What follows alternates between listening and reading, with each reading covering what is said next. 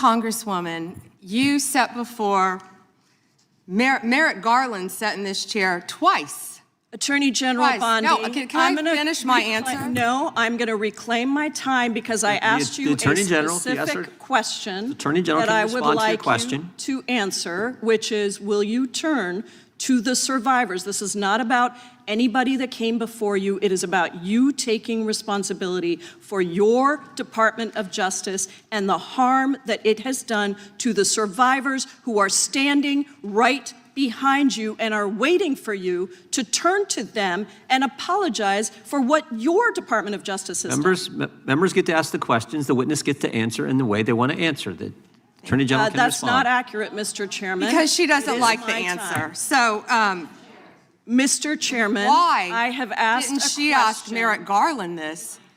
I'm reclaiming my time, and when I reclaim my time, it is Mr. Chairman, the gentlelady has reclaimed her time. I'm not going to get in the gutter for her theatrics. The time belongs to the gentlelady. The gentlelady has 17 seconds. Thank you. You're not going to answer this question, so let me just Chairman, say this. I'll direct it to what you. a massive cover-up. No, I'm answering a question. Chairman, will you restore her time? The witness is interrupted. I'm not going to get in the gutter with this woman. Stop the She's time doing theatrics. and let me have my The gentlelady from Washington controls the time. The gentlelady has 17 seconds. You can proceed with your final 17 seconds. What a massive cover-up this has been and continues to be.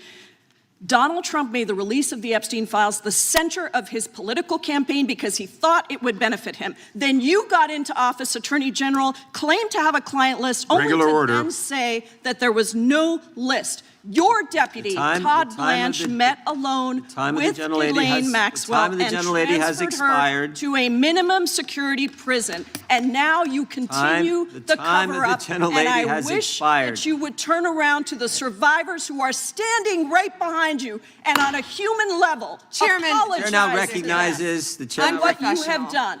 The time of the gentlelady expired. The gentlelady, you have no time to yield back. Theatrics. We appreciate that. We appreciate the thought. And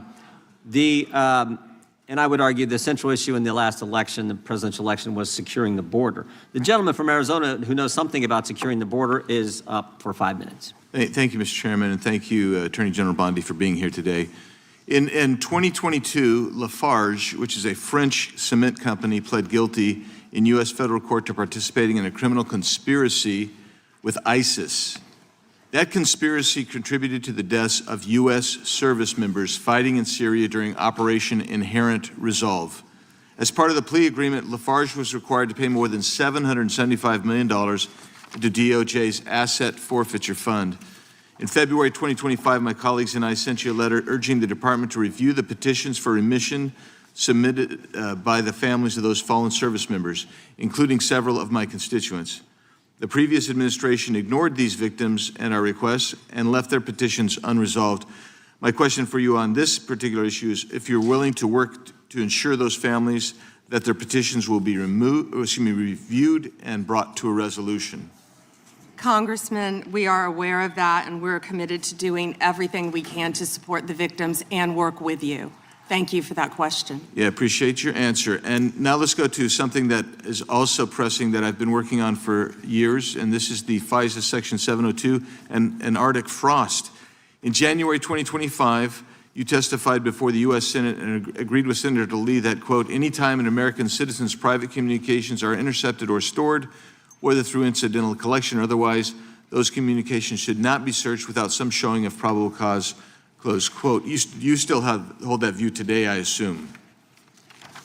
Yes. And during the most recent FISA reauthorization, I offered an amendment to establish a clear warrant requirement for searches of Americans' data while preserving every publicly cited operational exception, including emergencies, defensive queries, cybersecurity threats. And my intent was to ensure the Department of Justice could continue to keep Americans safe while also ending warrantless searches of U.S. persons' data. Are there any additional circumstances or exceptions that you believe must be included to ensure DOJ can continue to operate effectively while still protecting American citizens' data and privacy? Yeah, Congressman, we are committed to working with Congress to uncover weaponization and other misconduct by Jack Smith, by others, Arctic frost, everything that happened under the past administration. And We are committed to working with you on that, and we are working with Chairman Jordan, with the House Intel, with all of our my fellow cabinet members on resolving that issue. Well, thank you, and I'm glad you brought up Arctic frost, because Section 702 was used in the Arctic frost investigation. It was. And information derived was used by Special Counsel Jack Smith. And my question has always been, and no one's been able to answer this, is what was the legal predicate for using a foreign intelligence authority in the Arctic frost investigation? Have you been able to ascertain any legal predicate? Congressman, what I can tell you today is that has been referred to my office. I can't discuss anything regarding that because it is very active and ongoing. And you probably can't answer this one either, but I really want to know if Section 702 queries related to that matter involved members of Congress, which we know at some level it did, congressional staff, which we know at some level did. We've heard that journalists or other U.S. persons not suspecting of acting as foreign agents were also caught up in that. Can you answer that question and say whether queries did cover all those groups I just identified? It is a very active pending investigation within my office. However, I believe many members of Congress have stated that their phones were part of Arctic frost. We are well aware of that, and we are taking this very seriously, and this is a very active investigation. And I would keep going and say if any member of the Democrat Party, if any of them, if that had happened to them, we would take that just as serious as we do. And they should be jumping up and down, screaming, supporting you and what you want to do, because this should be a bipartisan issue. Well, I hope it is a bipartisan issue. You know, I'll just leave with these last couple of questions, which I'm sure fall into the same investigation privilege. But that's this: how many such queries were actually conducted overall? This is outside Arctic frost in the prior year by the FBI or other intelligence community. And particularly, we really need to know what were the legal standards applied? Did they use probable cause? Did they use reasonable articulable suspicion? Or did they have no individualized suspicion and just were gathering up information? And that's beyond the investigation with regarding Arctic frost.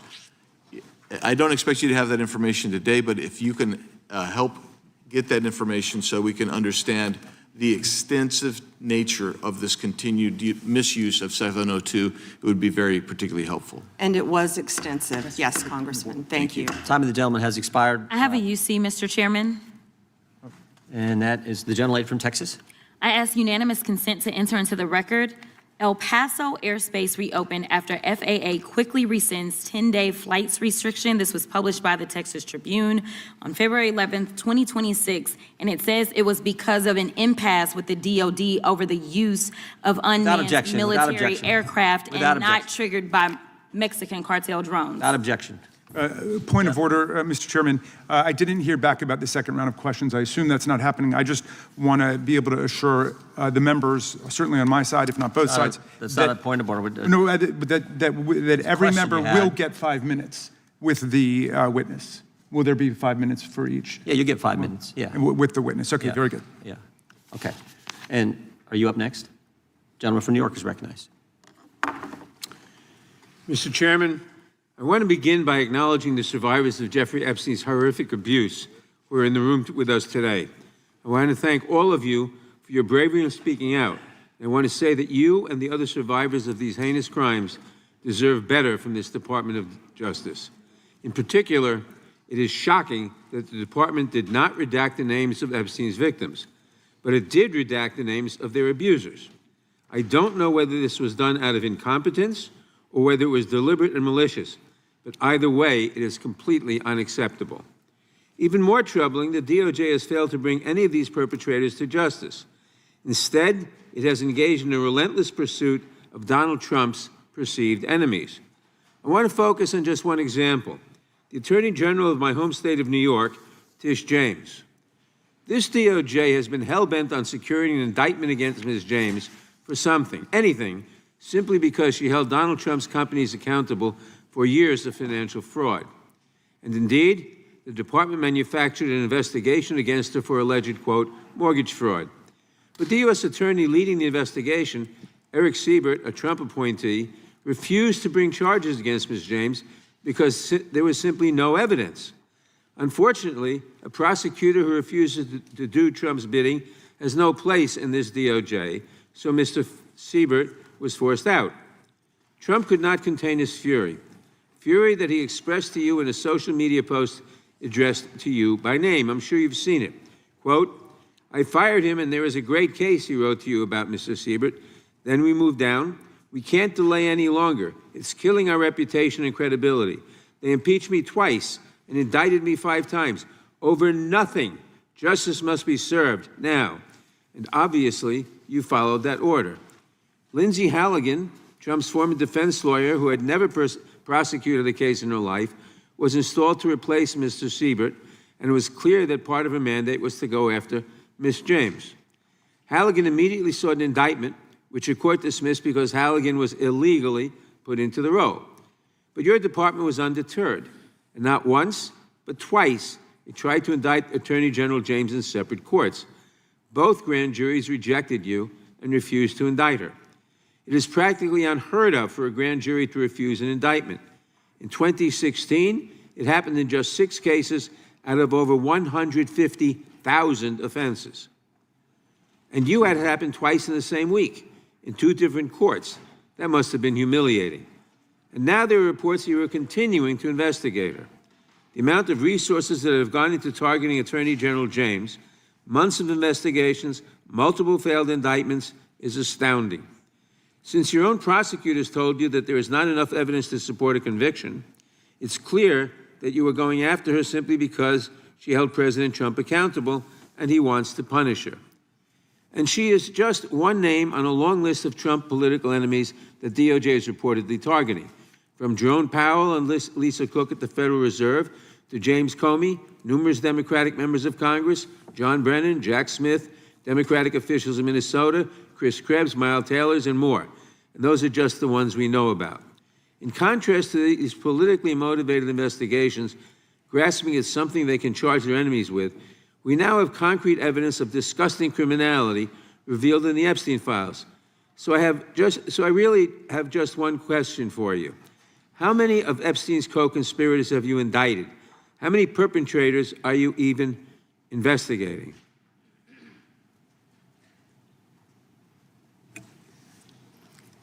First, you showed it. I find it. How many have you indicted? Excuse me. I'm going to answer the question. Answer my question. No, I'm going to answer the question the way I want to answer the question. No, Your you're going to answer theatrics the are question the ridiculous. way I asked it. Chairman Jordan, I'm not going to get in the gutter with these people, but I'm going to answer the question. How many have you indicted? Again, the time belongs to Reclaiming my time. the time belongs. I think it's very interesting. Reclaiming my time. I think it's very Reclaiming my interesting. time. You can that reclaim he your talks time, about but they reclaiming my time, indicted. Mr. The Chairman. president said they Close the indicted clock. him Mr. twice. Chairman, please They stop the sure clock did. and stop the he clock and indicted- restore his time. Okay, here we go with these Committee will be in order. theatrics. The time Reclaiming my belongs time to and the reel gentleman back from the New clock, York. please. We will give you a few more seconds. We will do that. But when you Reclaiming ask my- a question, the The witness question gets to was- answer. You may not like the answer, but she Right. gets The to answer. question was, how many of Epstein's... They don't like Que- the answer, Reclaiming Chairman, my time. because it's honest. Reclaiming So my- he asked a Reclaiming my 4-minute time. question. Restore 45 and seconds to I am Mr. Nadler, going please, to Mr. Chairman. my time. Answer. You can let her filibuster all day long, but not on our watch.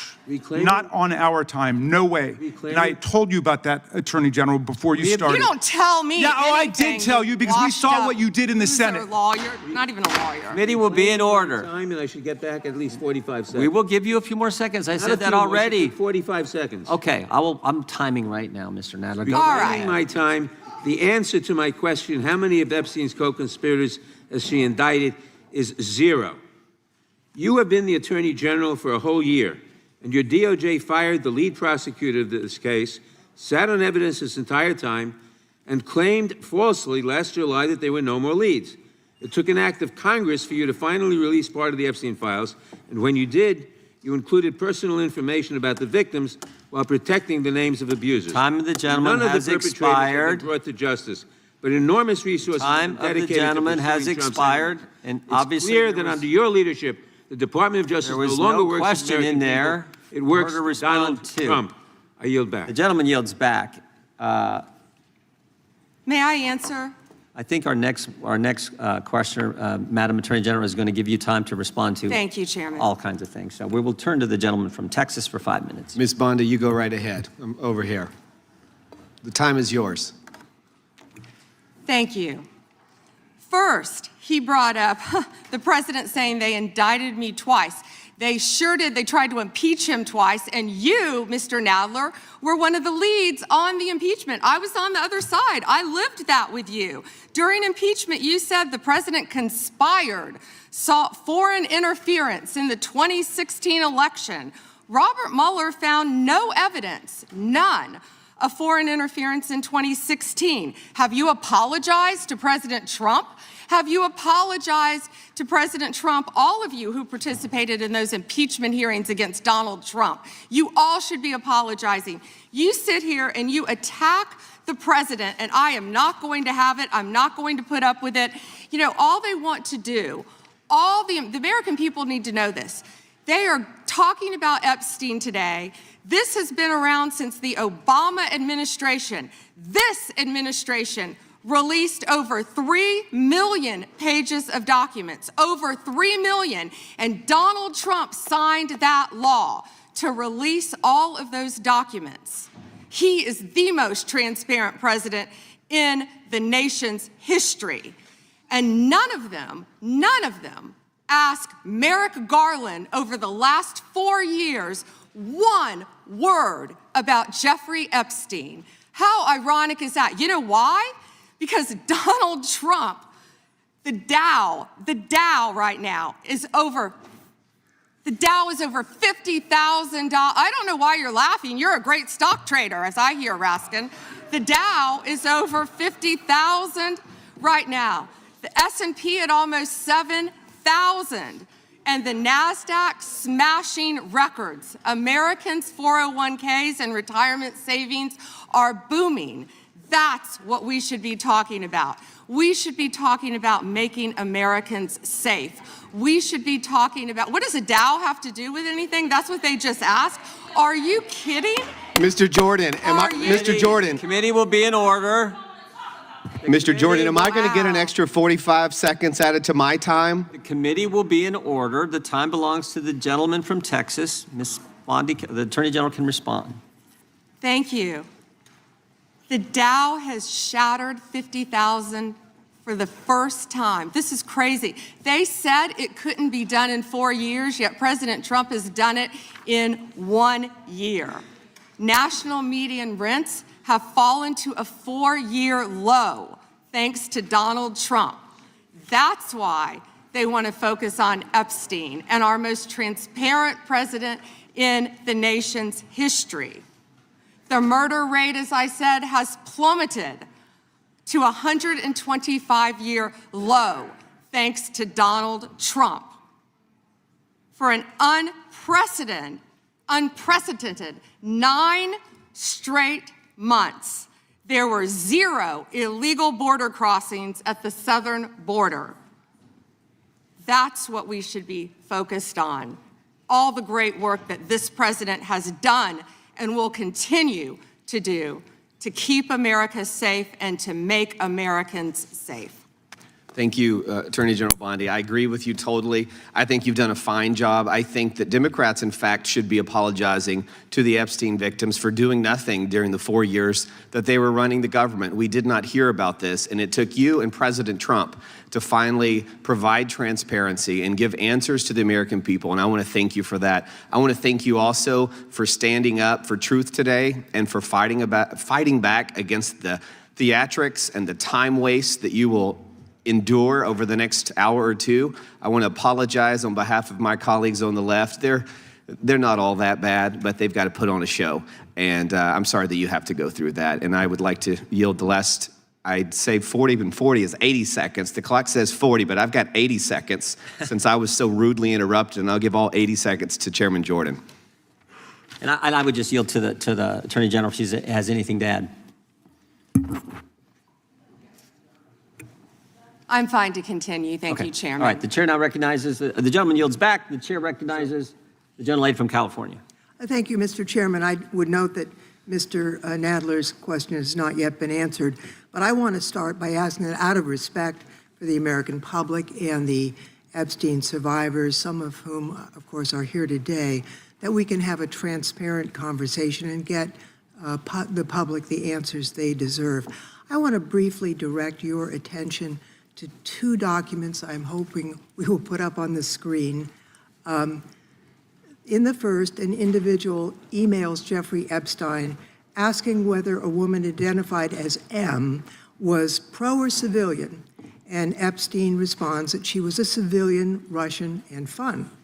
In the second email, Epstein writes to Steve Tisch about a Ukrainian girl, noting that she was, quote, a little freaked out by the age difference and stating that he would try to convince her not to return to Ukraine.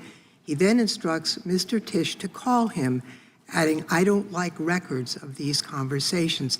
So I'd like to ask a straightforward question that really is either a yes or no answer. Do these emails constitute credible evidence, not proof, but credible evidence warning further investigation into whether Steve Tisch was involved in Epstein's criminal conduct? Do you think yes or no? I'm not going to play a yes-no game with you, but I will answer the question to the best of my ability. As I said, we will look and investigate any case involving any victim. I'm not familiar, there were 3 million pages, of course, with that email, but of course, we will look into anything. The documents have been released, 3 million, the redacted versions, we left them open for all of you to come view. Have you? I believe you viewed them. If not, will you have some copies? I'd like to. Could I finish, please? I'm not being rude, please. I only have 5 minutes. No, yeah, and I only have 30 seconds based on your filibustering. You didn't give a yes or no answer, so let me just go further. Director Patel testified in this committee room that there was no credible information indicating that Epstein trafficked victims to anyone else. And glancing at the documents, that proves that's not the case. In July, your department issued a memo stating that it had conducted an exhaustive review of the Epstein files and concluded that no additional individuals would be charged. So I did go over to the Department of Justice yesterday. I would note that 400 and all our 35 members are in the House, and there's 4 computers. So it would take many months to actually have the time. I only had a few hours.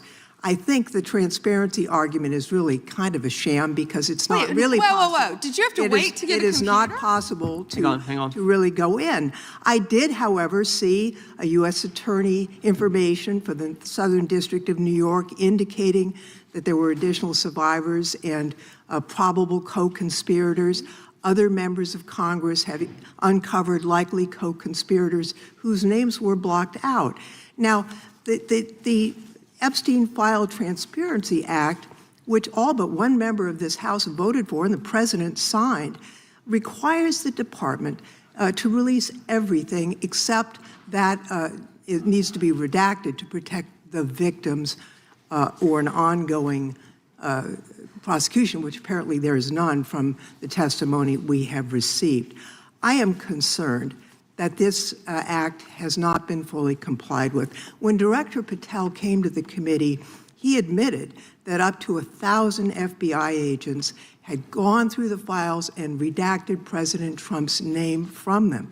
And it's pretty clear that what has been transmitted from the FBI continues to redact President Trump's name, even though he is mentioned thousands of times in these files. So I think the credibility of the department in terms of complying with the act has been damaged. And I think the department's credibility has been damaged in other ways. I think we all saw the horrible video of American citizens being killed by ICE agents in Minneapolis. And I think how the department has handled these cases raises a lot of doubt about the department. State and local police in Minnesota got a court order to get access to the crime scene to be sure evidence would be properly preserved by federal agents. But they took the agents defied the court order, and in a departure from general policy, the DOJ is not collaborating with state and local law enforcement on these homicides. So I really think that is a disgraceful approach to the homicides of American citizens, and really does nothing to bring credit to your department. And Mr. Chairman, I would yield back. Gentlelady yields back. May I answer? Attorney General can respond. I find it interesting that she keeps going after President Trump, the greatest president in American history. And if they could maintain their composure, this isn't a circus, this is a hearing. I find it interesting she keeps going after Donald Trump. She doesn't say how much money she took from Reid Hoffman, did you? None. And nor did Mr. she Chairman, post regular anything. order, please. She Regular posted order. nothing on her X account, on Gentlelady. her Twitter account during the Biden years. Gentlelady. Yet now, There all was of a no sudden, question she's asked. going after Committee will be in Point of order. order. There was no Committee will question be in asked of order. the Attorney General. She doesn't just get to speak. Committee will be in order. I have a point of order, Mr. Chairman. Committee will be in order. Point of order, Mr. Chairman. Gentlelady can state her point of order. When a witness attacks, Not a valid point of order. You got to state. She hasn't completed her point of order haven't yet. got Please to let her cite- speak, Mr. Chairman. Let's have some regular order here. Regular order is you got to state the rule. And she I am didn't do it. trying to make a point of order that the witness, And what rule are you referring to? without responding to a question, has attacked me personally. I think it's pathetic that she can't answer the questions and First instead time is that attacking is not even close members to a of the point of committee. order. The gentleman from Wisconsin is recognized. In August of last year, I sent a letter to the Department of Justice asking for assistance in seeking compensation for the town of Lac du Flambeau. Town of Lac du Flambeau is in my district, and your office replied that it was an ongoing matter and unable to comment on it, which I understand. That was just fine. But I want to set this up just as a reminder. So 3 years ago, it was at this time of year that 4 roads were blockaded in the town of Lac du Flambeau, and the temperature was 25 below zero. People had to park their cars at a neighbor's place, take the snowmobile across the lake to get their car, and then be able to drive into town. There were people 80 and 90 years old that could not, were very concerned that they'd be able to get emergency medical services. And the perpetrators of this, the tribe out there, they demanded compensation from the town. I would call it extortion. They ultimately got $600,000 from the town of Lac du Flambeau.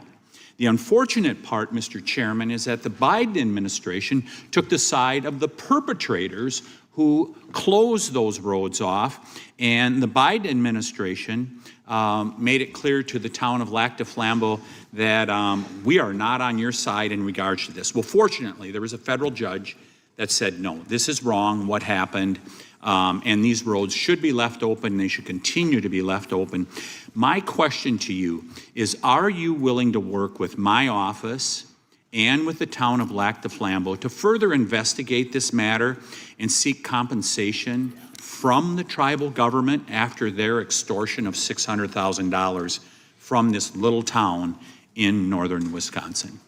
Congressman, you do a great job representing your district. And yes, we would more than welcome working with you, and we are familiar with that investigation. Mr. Chairman, I would just add, we're highlighting these miscarriages of justice in the previous administration. This is just another one of those small examples, no different than the Catholic Diocese in Richmond and many others that you have retold so many times. But here's another instance of what they did to a small town and nearly bankrupted them as a result of it. Fortunately, there was a federal judge that saw through it and has fixed it. I want to move on to fraud enforcement. You have established a National Fraud Enforcement Division. Is that correct, Madam Attorney General? Yes, Congressman. Has this new division begun any investigations and getting after those individuals that have committed the rampant fraud we've seen, like in Minnesota? Well, it's not only rampant in Minnesota, it's rampant throughout this country. Much of it is in California, as you know, and other places.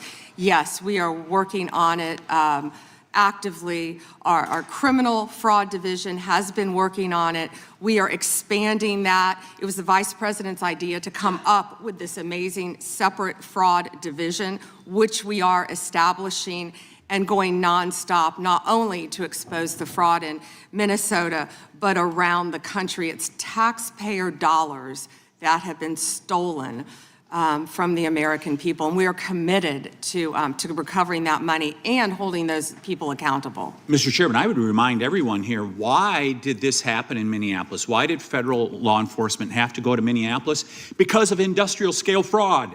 It was an assistant United States attorney that said, this is industrial scale fraud that's going on in Minnesota at this point. I sent a letter to our governor in Wisconsin. We're right across the border there. My district is only 20 miles from the city of Minneapolis. And I asked him to open the books for a federal audit on food stamps and Medicaid. Don't you think it would be a good idea for every governor to do that at this point? It protects the citizens, and I can't understand why that's not happening. And yes, I do think that's a great idea. It's happening around this country. And when our new division with Colin McDonald is established, it's established when Colin is confirmed. He's amazing. I think you've met with him, you said, Chairman.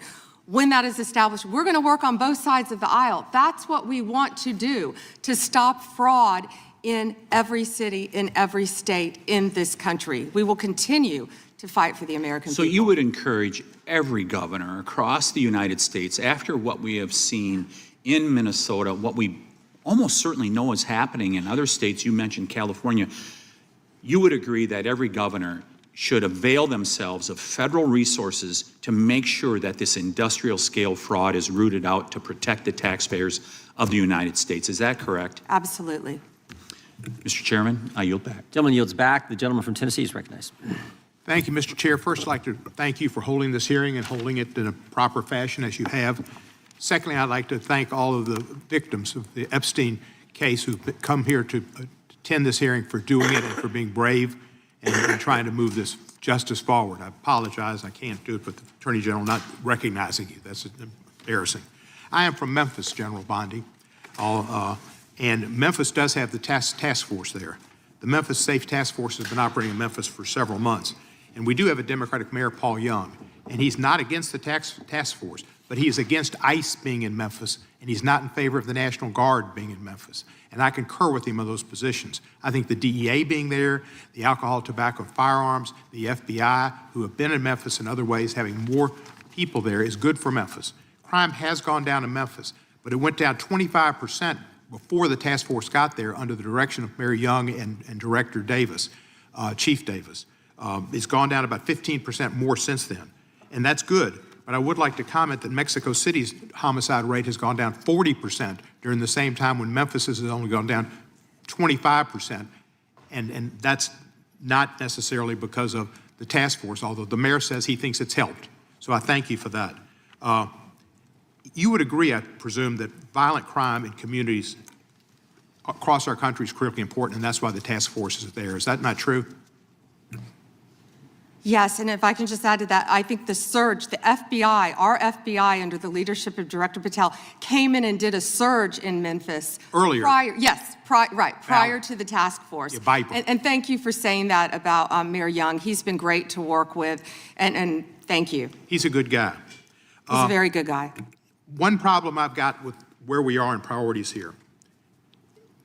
A recent Department of Justice, National Institute of Justice report based on arrest records in Texas and in California found that undocumented immigrants were less than half as likely as U.S.-born Americans to be arrested for homicide.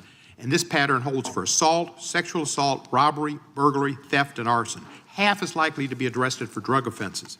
So I ask you, and I've written to you about this, there are TV ads that run that say to local law enforcement, specifically, says, are you tired of having your hands handcuffed because you can't do the things you wanted to do when you joined? And if you want to do something different, join ICE, and you'll get a $50,000 bonus, and we'll pay off your debts, student debts, and we'll help you with pensions, et cetera, et cetera, et cetera.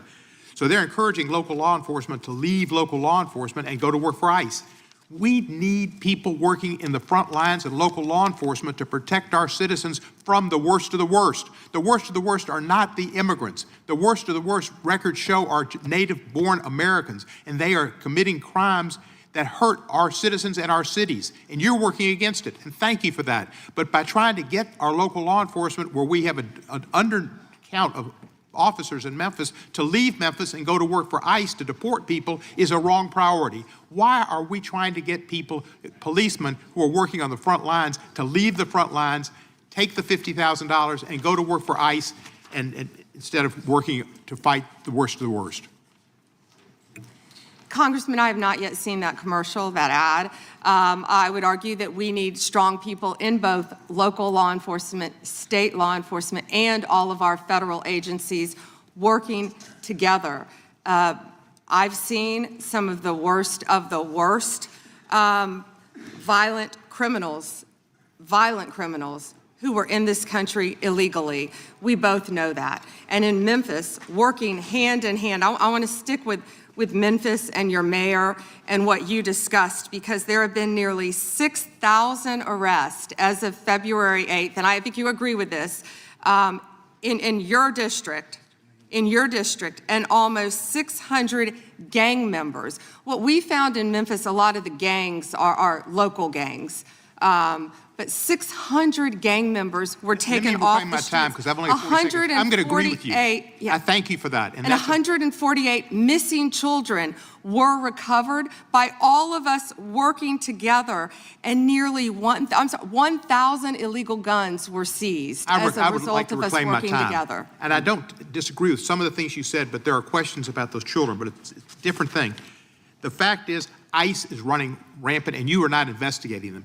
When they killed Mr. Prete and Miss Good, that was an execution, and you did not investigate it. And you tried to investigate Miss Good's widow, and you tried to investigate Mr. Prete. They were executed, like Kristi Noem executed her dog. And that was wrong. And you should investigate those people, and you should investigate anybody that uses a weapon, federal official or not, for civil rights violations. I yield back the balance. Gentleman yields back his time. Madam Attorney General, anytime you need a break, just let us know. If not, we'll just keep going. The chair is now recognized for 5 minutes. Madam Attorney General, you're not allowed to exercise your constitutional rights in a way that tramples on someone else's, are you? No. No, you can't do that. I mean, you have a right to petition the government under the First Amendment. That doesn't mean you can come into this room and start screaming at Mr. Raskin or me or anybody else and disrupt a congressional hearing. You have a right to protest on the street, but that doesn't give you a right to go into the Capitol and disrupt Congress. Something these guys talk about every day. You can't do that. So when Don Lemon said that he was exercising his First Amendment free press rights, freedom of the press rights, that's not really accurate, because he was trampling on other individuals' rights. Is that true? Chairman, we will always protect our churches and the freedom of religion. And yes, that's accurate. First right mentioned under the First Amendment, freedom of religion, freedom to practice your faith the way you think the good Lord wants you to, right? That's right, under the federal government. And isn't it true that Mr. Lemon met at a shopping center with the rioters who entered City's church in St. Paul, met with them prior to marching to the church? He did meet, and this is a pending case right now, so I will only stick to what is in the four corners of the unsealed indictment, if I could, Chairman. Yeah, I'm There's a lot more that will come out. But under the four corners of the indictment, yes, he did. They had an operation called Operation Pull-Up. They said they were gearing for a resistance. They met in a parking lot, and they caravanned to a church on a Sunday morning when people were worshiping together. And Mr. Lemon said that he live streamed before entering the church with the rioters. Didn't he say we're going to head to the operation? Didn't he say this he said this on camera, is that right? Yes, Chairman, and more. That he was in Minnesota, and that, as you said, they were gearing up for an operation.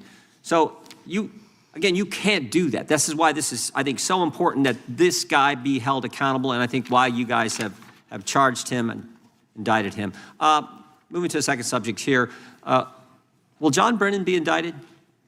Mr. Brennan lied to the committee, which you're not supposed to do, last Congress, and we deposed him. He definitely, 18 U.S.C. 1001, we're all familiar with it. He lied to the committee, and the Congress, and I think the country would like to know if, in fact, he's going to be indicted for lying. And here's why it's so important. I'll give you a chance to respond. Here's why it's so important. It wasn't just that he lied to us, it's what he lied to us about. He lied to us about when all this weaponization against the President of the United States started. He lied to us about the dossier, and specifically what what role the dossier played in the intelligence community assessment. Because we know back when President Trump was first elected, first term, this is when it all started, which led to the Mueller and to the impeachment and to the Jack Smith and all the stuff that's happened in the last decade. But it began here, and he lied to Congress about the role he played. And I just want to read a couple of things he said during that deposition before I give you a chance to respond. Mr. Brennan, when asked a question, said the CIA was not involved at all with the dossier. He said it was their purview, FBI's purview, and not ours. He also said the CIA was very much opposed to having any reference or inclusion of the Steele dossier in the intelligence community assessment. Well, that's interesting because declassified information that was declassified this past summer by the CIA says something entirely different. It says, Brennan, I want to put this one up if we have it. It says, Brennan ultimately formalized his position in writing, stating that, quote, this is released by the CIA Director Ratcliffe. My bottom line is that what I believe that information warrants inclusion in the report. He was further asked by an CIA official. The same officer said when he approached the director and asked that the director refused to remove it after being explained this wasn't good. With the dossier's many flaws, he said, yes, but doesn't it ring true? So this is John Brennan using that document to change intelligence community assessment, which I think led to all the stuff we've seen over the last decade. And I think this committee in the country, Congress in the country, would like to know if Mr. Brennan is going to be indicted. What I can confirm is that we have received a referral from you, Chairman Jordan, to investigate John Brennan. His attorneys have made some public statements, but the department is still bound, of course, by our longstanding policy of not discussing matters. What I will say today, I can't confirm nor deny whether there is a pending investigation, but what I will say is no one is above the law. Mr. Chairman, Weaponization has ended. Yeah. Point of order, Mr. Chairman. Gentleman from New York is recognized for a point of order. If we want to know whether Mr. Brennan will be indicted, you should just ask the president. Not a point of order, but I appreciate you trying to make it one. The gentleman from Georgia is recognized. Thank you, Mr. Chairman. General Bondi, it's been reported that there were at one point 1,000 personnel assigned to the task of identifying and scrubbing Donald Trump's name from the Epstein files. Were those reports accurate?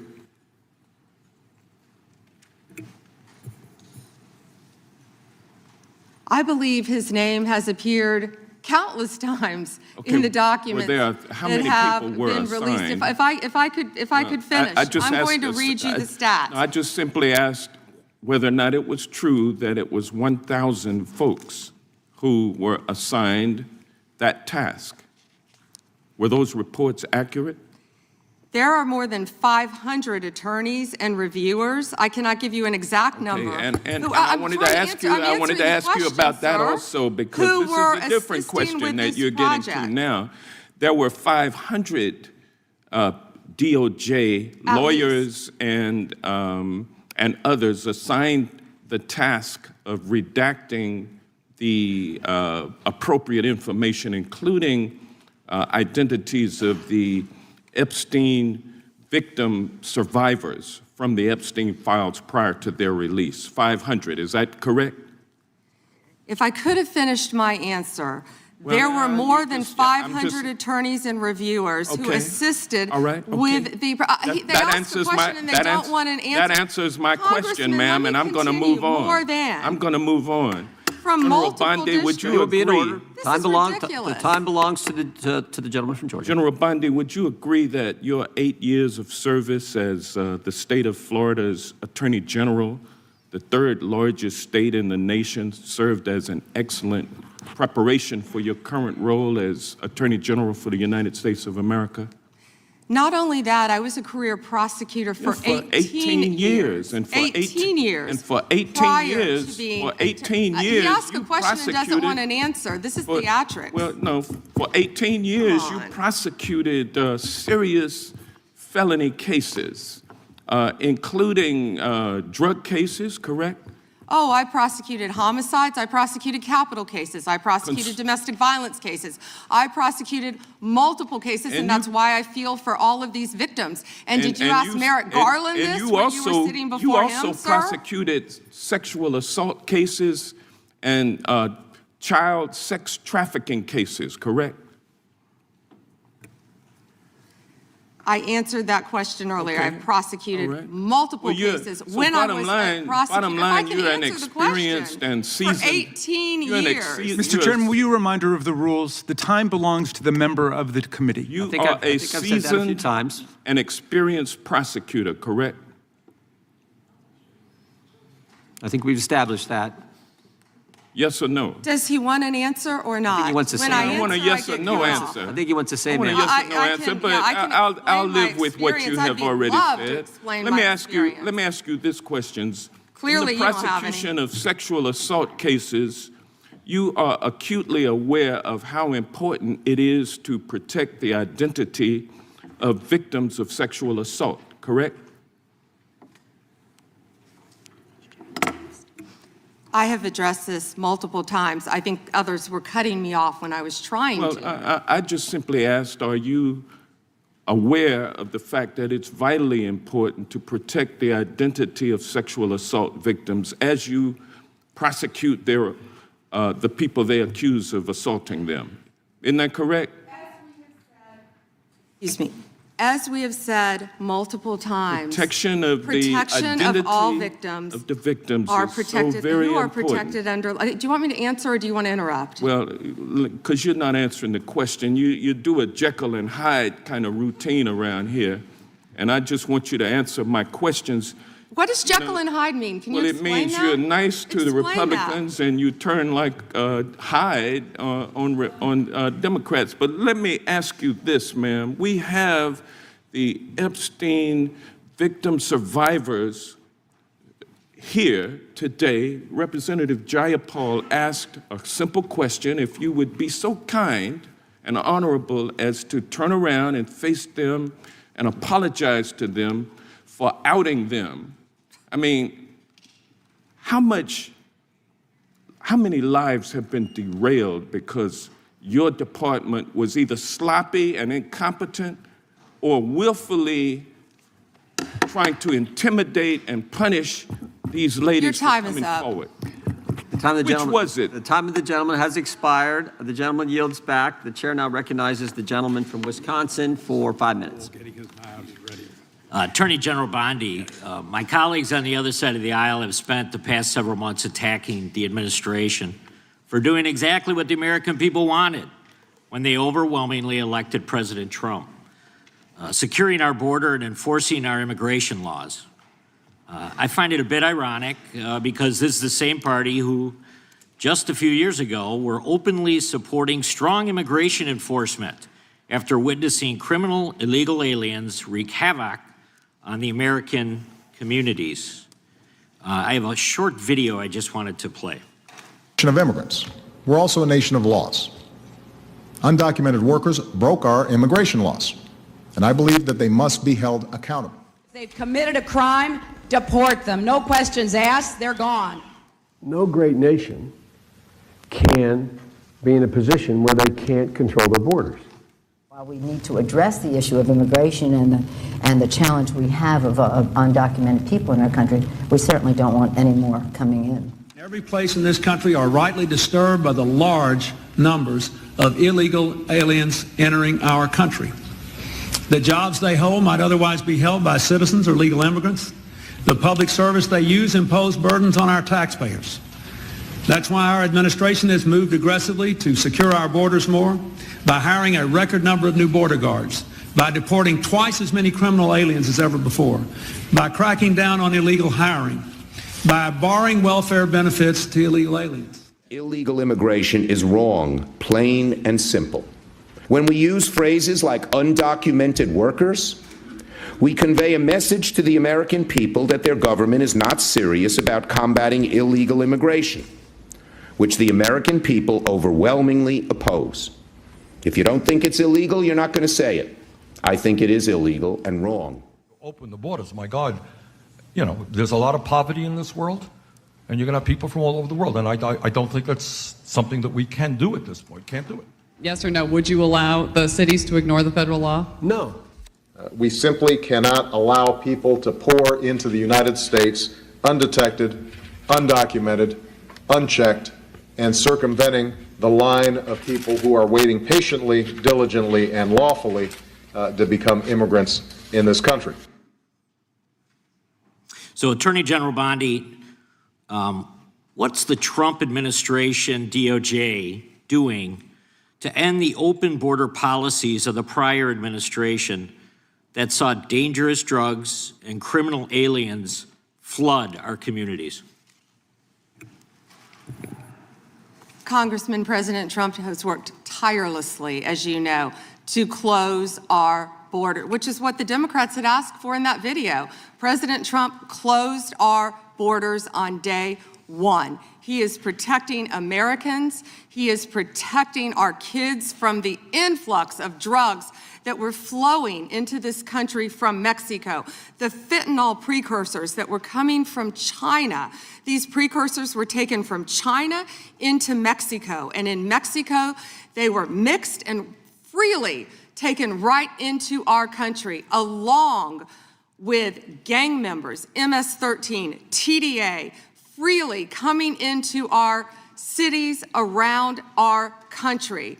Thanks to Joe Biden's open border policies. That has stopped under Donald Trump. It will no longer happen under this administration, and he is doing everything to keep Americans safe. And let me continue. When he was elected overwhelmingly by the American people, the majority of the American people wanted Donald Trump. One of the main reasons was border security and keeping Americans safe.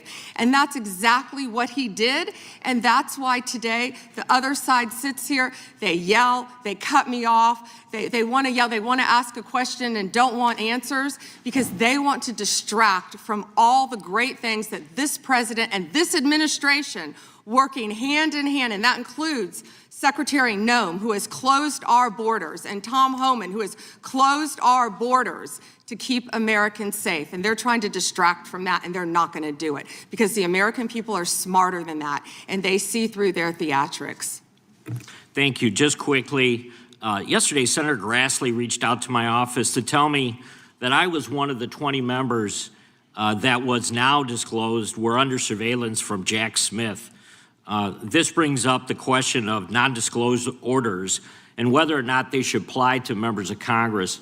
But with my phone records being surveilled, as well as looks like 19 other members of Congress, I'm just wondering how DOJ views that.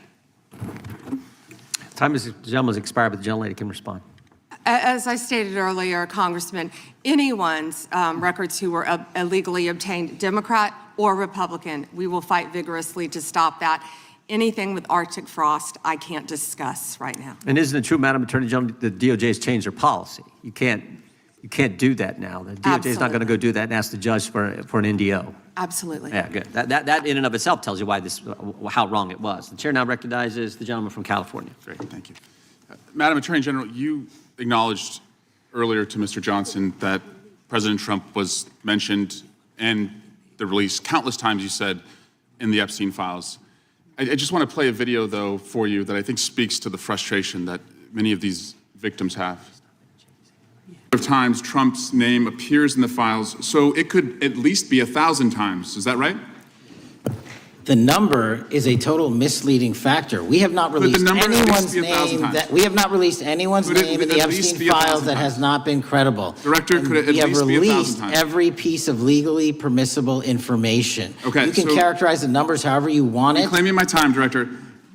It sounds like if you don't know the number, it could at least be 1,000 times. Which It's not. leads me- It's not. Is it at least 500 times? No. Is it at least 100 times? No. Then what's the number? I don't know the number.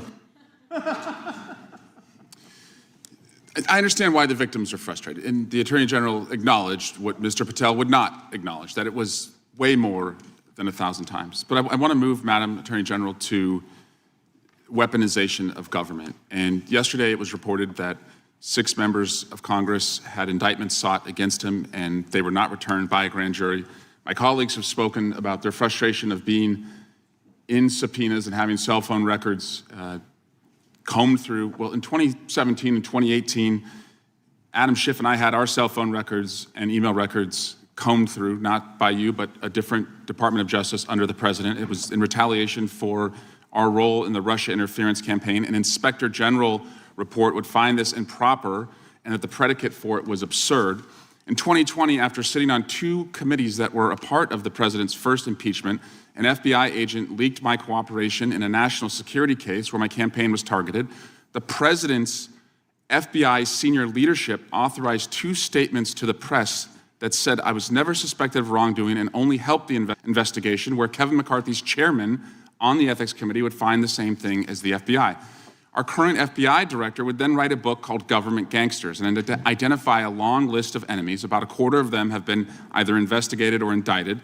He listed me at the very top, along with Adam Schiff, and during that same testimony, refused to recuse himself when asked if he would recuse if any case came across his desk involving me or people on that list. Since that testimony, his department has put me under investigation with Senator Schiff for the nonsense mortgage fraud cases that we've seen. I get it. This is what the president does. I've priced it in. We have a bingo card at home that my kids have made of what will come next. I expected that the president would come after his enemies. But what I want to talk to you next is serious, and I did not expect this would happen, and I'd like your help on it. The president has inspired death threats against me and many sitting up here with me. In June 2025, an individual left 11 voicemails at my district office. On the voicemails, they said, "Get the message to him. I'm gonna hunt him down, that motherfucker, and toss his ass over the Golden Gate Bridge by my fucking self." Donald Trump's Department of Justice in the Northern District of California declined to prosecute. On May 14, 2025, on Twitter, responding to something I posted, an individual said, "No, it wasn't Eric, and now I'm going to kill you." The Department of Justice from the Southern District of Texas declined to prosecute. May through December of 2025, we received messages at my office that said, "I hope somebody shoots you and your children and your wife in the head. Pew, pew, motherfucker, pew, pew." I would stay indoors as much as possible, and my children, unfortunately, have to do that. The Department of Justice has not charged this individual and cited that he's a prolific caller and has health conditions, although what we have found in our own investigation and his voicemails is that he has said he will employ others to do this. The president can come after me. It's fine. I'm in the arena. So are these folks. But we never expected that the Department of Justice would not seek to prosecute and investigate those who are making threats against us. And that would include those on that side of the aisle. And I'm just asking for your help to protect life, because life is at risk with the environment we're in right now. Congressman, I completely agree with you. I know about several of those personally involving you. I believe one has been charged publicly, and there's something I would be happy to talk to you about off camera, but I can assure you that they are very serious. They are being looked into, and I can give you more details on those. None of you should be threatened, ever. None of your children should be threatened. None of your families should be threatened. And I will work with, you can come into my office any day. I will work with all of you on both sides of the aisle if you are ever threatened. And I'll gladly talk to you after this hearing about your cases. But I can tell you some of them are very active. Appreciate that. And I yield back. Gentleman yields back, and we're sorry for what the gentleman and his family have had to go through. We appreciate what the Attorney General said, and I think some of the things that the gentleman from California related, we can all relate to, and it's unfortunate, it's wrong, as the Attorney General said, and we appreciate the help we get from the Justice Department. With that, we will now recognize the gentleman from New Jersey, Mr. Van Drew. Thank you, Chairman. I don't know where to begin. Thank you for being here, General. You might see me when I'm right in front of you. I have to mention this first. You know, I used this word before, and my friends on the other side of the aisle got mad at me, but hypocrisy. Epstein, Epstein, Epstein. But for years on the other side of the aisle, we heard nothing. Crickets, not a word. Nothing was said when they were in control. Nothing was mentioned basically the last summer, and the ranking member points out that he did do something last year. Yeah, he did a letter complaining about the plea deal for Maxwell, but it wasn't a big deal. Then we get a new administration, and all of a sudden it's a big deal, and they feign concern, they're upset, they're investigating. They had all these years and all this time. And in fact, Stacey Plaskett, and we all know that name, when they had a congressional hearing, Democratic member, were taking texts from Epstein on questions to ask to go after Trump. So Epstein was using her Democratic colleague as a tool to go after President Trump. Just everybody keep that in mind. And then we talk about ICE and how horrible it is. And there are concerns. Everybody wants everything to go right. Nobody ever wants to see somebody die. And they complain about it. But at the same time, hypocrisy, they encourage constituents to go after the ICE agents, to challenge them, to hurt them, to attack them. And that doesn't make sense. That's hypocrisy. And then we hear about the concern of, going after Democrats, that the legal system, that judiciary and Department of Justice is going after Democrats. But they literally rework the legal system under Alvin Bragg and Letitia James to go after Republicans and those sympathetic to Republicans. So, be careful when you accuse others that you're not guilty yourself. Be careful of what you say, because you got a history, and it's easy to go over it. I just want to talk about where we were and where we are now. We had over 10 million illegal crossings in the past between 2020 and 24. Over 10 million. There's probably a much bigger number. I'm being conservative. We were told the people weren't dangerous, but they were, General. They were dangerous, many of them. More than 300 individuals on the terror watch list during that time. Violent criminals came across, and we saw consequences where mothers and fathers, daughters and sons, children were raped, murdered, hurt, abused, beaten, trafficked, all from the drugs. My God, the drugs they brought into our babies in this country. 73,000 illegals with criminal histories, 20,000 with convictions of assault, robbery, and sex offenses, 13,000 convicted murderers in our beautiful country, 15,000 convicted sexual assault offenders. It was madness. It was insanity. It's bizarre. It's perverse. What in God's name were you doing? So we finally are cleaning this up now. We're finally trying to make it right and safe for our people. So my questions are this. General, do you believe in removing criminal illegal aliens from our communities will save American lives? Yes, and given the cases that you just discussed, that's proof of it every single day. President Trump is committed to that. This entire cabinet is committed to that and making and keeping Americans safe. Thank you. Would you agree that, and thank you for doing that, would you agree that allowing individuals with known criminal histories to enter and remain in the United States, we knew this back then, they knew it. Would you agree that creates serious risk to our public safety? I know the answers, but let's just say them clearly. Yes. Would you agree that when dangerous individuals are released instead of detained, and they were released over and over and over again, and these are the real issues. This is really what America cares about. They want their children and their families to be safe.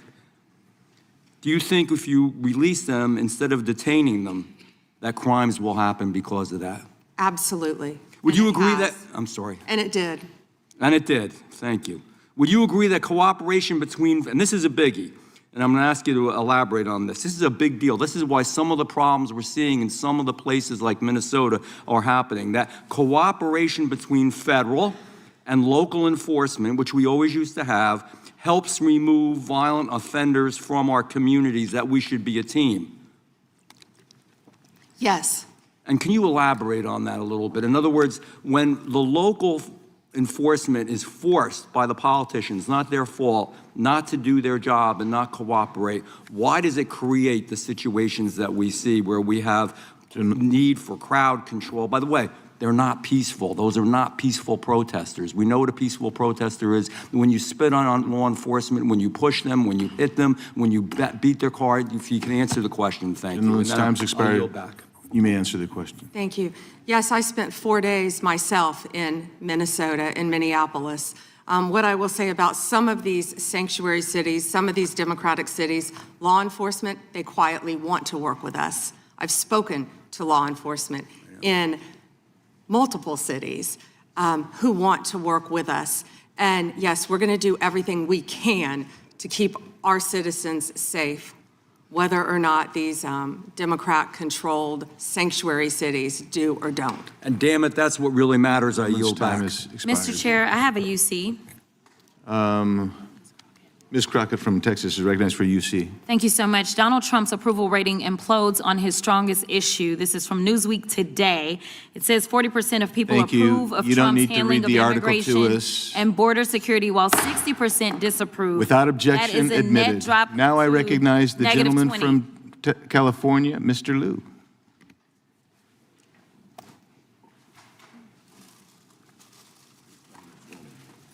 Thank you, Attorney General Bondi, for being here today. I'm going to show you two photos. Thank you. I'm going to show you two photos of former Prince Andrew. Prince Andrew attended various parties with Jeffrey Epstein. Under the law Congress passed, you were allowed to redact photos to protect the victims of Epstein's sex trafficking operation. You redacted the photos of this victim's face because you were following the congressional law. Is that correct?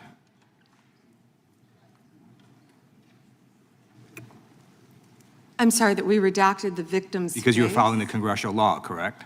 Yes. Okay. You have now established that please put the photos back up, that we are looking at a sex trafficking victim.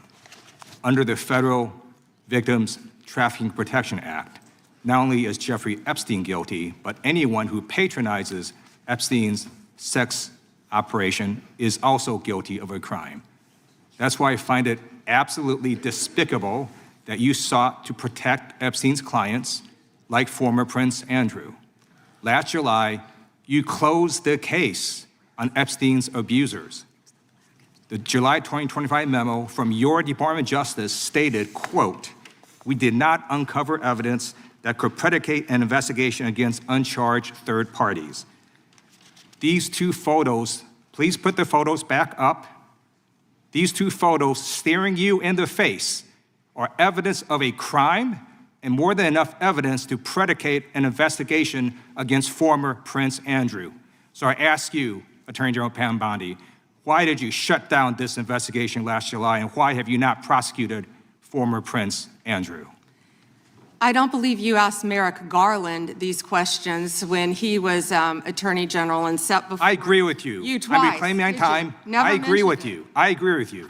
During the Biden administration, I called for people looking at Epstein files. Merrick Garland dropped the ball, as did Attorney General Bill Barr, as did Alex Acosta, a whole string of failures, but you are in charge. You have the power to change things, to hold these men accountable, and you're doing the opposite. You're protecting them. So I want to move on to another man. Can I answer Donald that, Trump. though? I want to move on to another Can I question. answer your question about protecting You answered the question. You're saying no. I love this. I want to discuss another man, Donald Trump, who is all over the Epstein files, like former Prince. Here's the video.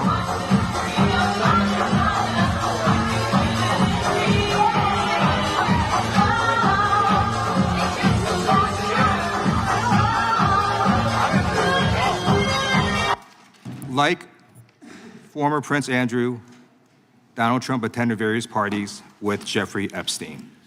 I want to know, were there any underage girls at that party or at any party that Trump attended with Jeffrey Epstein?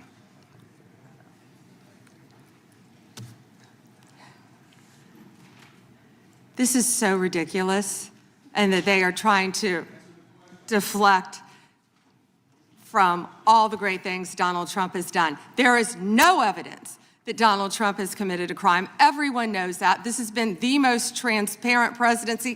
He's the one that asked that those files I'm reclaiming my time. be I got your released. answer. You said there's no evidence. Trump asked Mr. Chairman, please stop the clock. Stop the clock. The legislation. This is Time ridiculous. belongs to the gentleman from California. Okay. I'm going to put up another document from a witness who called the FBI's National Threat Operations Center, because I believe you just lied under oath.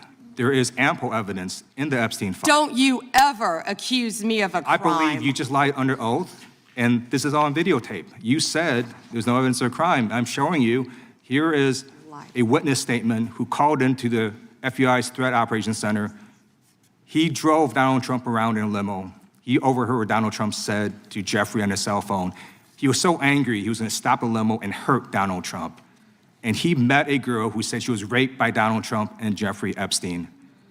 She later had her head blown off, and officers at the scene said that could not have been suicide. No one at the Department of Justice interviewed this witness.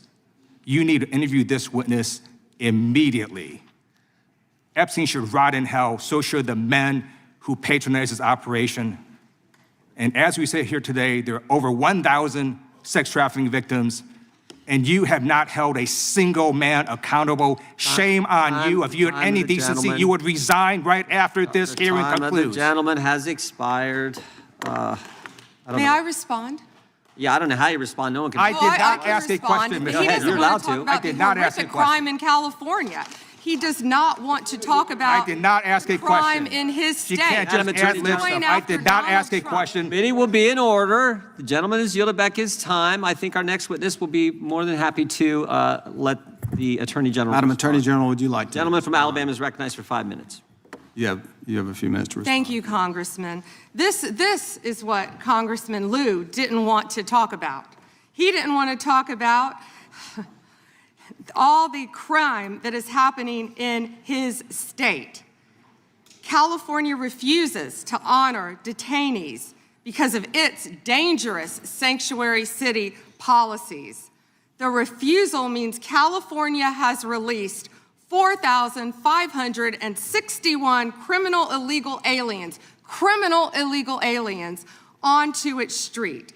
The crimes of these aliens include 31 homicides, 661 assaults, 574 burglaries, 184 robberies, 1,489 dangerous drug offenses, 379 weapons offenses, and 234 sexual predator offenses.